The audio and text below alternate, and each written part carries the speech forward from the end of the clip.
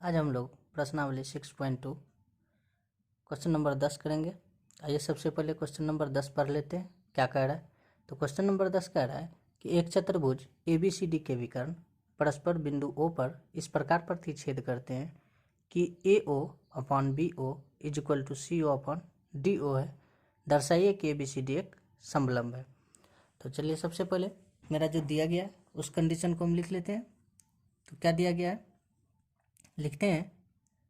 दिया है क्या दिया गया है, तो AO upon BO is equal to CO upon DO, ये कंडीशन दिया गया है। तो सबसे पहले हम देख लेते हैं कि ABCD एक चतुर्भुज है जिसमें कि ऐसा कंडीशन दिया गया है। तो हम चलिए इससे एक रचना कर लेते हैं जो सबसे पहले करके रखा है। तो यहाँ पे देखेंगे ये मेरा रचना हो जाता है। अब यहाँ पे देख रहे हैं कि मेरा कंडीशन दिया गया है एक ABCD एक चतुर्भुज है जिसमें कि AO अपॉन BO और CO अपॉन DO ये कंडीशन दिया गया है। तो यहाँ पे क्या देखते हैं कि हमको समलंब सिद्ध करना है। तो समलंब में दो भुजा समांतर होना चाहिए, AB समांतर DC होना चाहिए। तो यहाँ पे क्या करते हैं, हालांकि हम यहाँ पे रचना आपको भी दर्शा दिए हैं पहले ही। तो ये कंडीशन दिया गया। तो सबसे पहले इसमें कुछ परिवर्तन कर लेते हैं। इसको हम कुछ इस प्रकार से भी लिख सकते हैं यदि हम इसको एक सीधी लाइन में लिखना चाहें। चूँकि यहाँ पे AO अपॉन BO दिया गया है, AO अपॉन BO दिया गया है। यदि हम इसको एक लाइन में लिखना चाहें तो AO अपॉन OC होना चाहिए या CO कह सकते हैं इसको। तो यहाँ पे हम लिख सकते हैं, यदि इसको चेंज करें तो AO upon CO is equal to BO upon DO ये लिख सकते हैं। इसी कंडीशन को, जो मेरा कंडीशन दिया गया है उसी को हम बदल के कुछ इस प्रकार से लिख सकते हैं। तो चलिए ये मेरा समीकरण फर्स्ट, इसको हम बना लेते हैं। अब हम लोग चलते हैं यहाँ पे जो रचना किए हैं हम, ये AB के समांतर एक रेखा OE खींचे हैं, है ना, जो कि AB के समांतर है।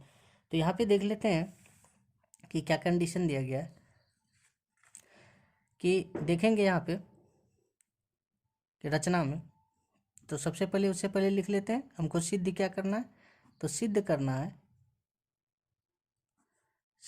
है क्या सिद्ध करना है कि ABCD एक समलंब है। ABCD एक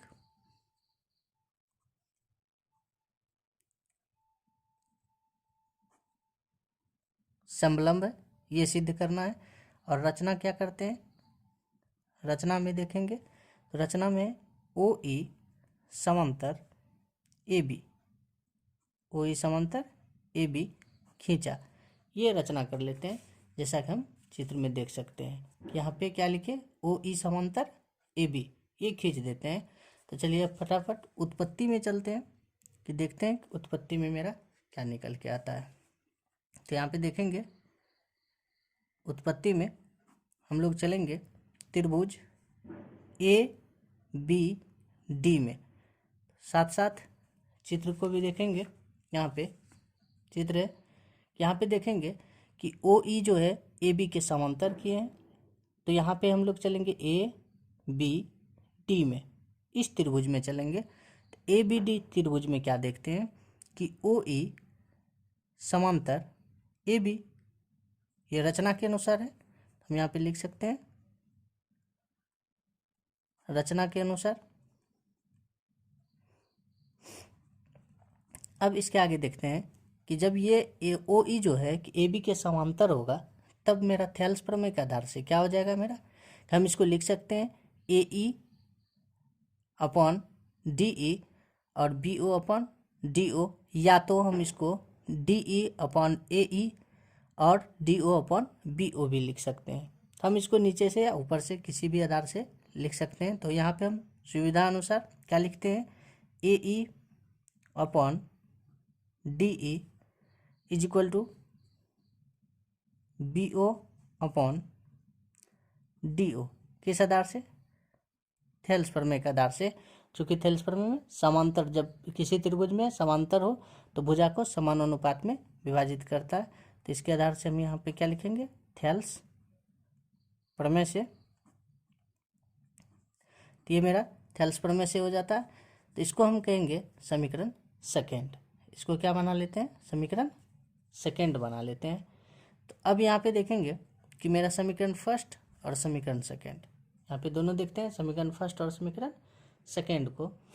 तो समीकरण फर्स्ट और समीकरण सेकेंड में तो क्या देख रहे हैं कि मेरा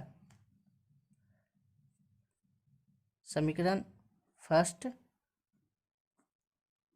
तथा समीकरण सेकेंड से देखेंगे। तो समीकरण फर्स्ट में क्या देख रहे हैं कि AO upon CO is equal to BO upon DO, और यहाँ पे AE upon DE is equal to BO upon DO।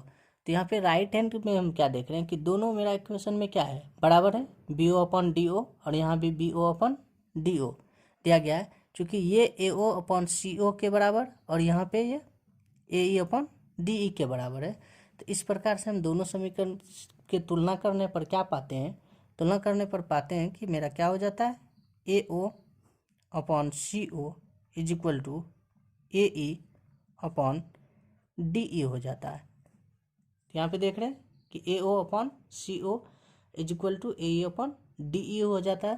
तो यहाँ पे हम एक बार पुनः चित्र में देखते हैं कि मेरा क्या बन रहा है, AE अपॉन DE और AO अपॉन CO ये हो रहा है। अब यहाँ पे यदि हम इस त्रिभुज में देखें ध्यान से, यहाँ पे AE अपॉन DE और AO अपॉन CO हो रहा है, तो इसका मतलब है कि थेल्स के विलोम से कि ये भुजा अर्थात OE रेखा और CD रेखा ये दोनों समांतर होगा। चूँकि भुजा एक ही अनुपात में कट रहा है, तो इसलिए हम यहाँ पे क्या लिख सकते हैं कि OE समांतर CD या DC, ये किसके आधार से, तो थेल्स के विलोम से, थेल्स के विलोम से हो जाएगा मेरा। अब यहाँ पे देखेंगे कि मेरा ये रेखा जो है कि OE रेखा, चित्र में देखेंगे OE रेखा CD के भी समांतर है और AB के भी समांतर है। AB के समांतर इसलिए कि रचना के अनुसार से, और यहाँ पे CD के अनुसार जो भी मेरा निकल के आया कि OE समांतर CD है। तो इस प्रकार से हम क्या देखते हैं कि यह रेखा जो है कि दोनों के समांतर है, अर्थात ये दोनों भुजा समांतर होगा। तो हम इसको लिखेंगे चूँकि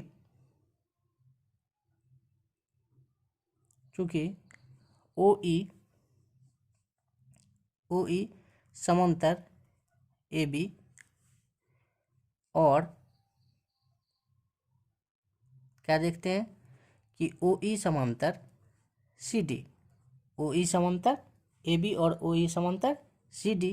तो इसलिए क्या हो जाएगा कि AB समांतर CD हो जाएगा, AB समांतर CD हो जाएगा। चूँकि OE AB के भी समांतर है और OE CD के भी समांतर है, इसलिए AB समांतर CD हो जाएगा। तो इस आधार पे क्या देखते हैं, जब AB समांतर CD हो जाए, यहाँ पे देख रहे हैं जब AB समांतर CD हो जाए, दोनों समांतर हो जाए, तो इस आधार पे हम क्या कह सकते हैं कि ABCD एक समलंब चतुर्भुज है। तो अतः जो है कि यहाँ पे लिखेंगे हम, अतः ABCD एक समलंब है, ABCD एक समलंब है।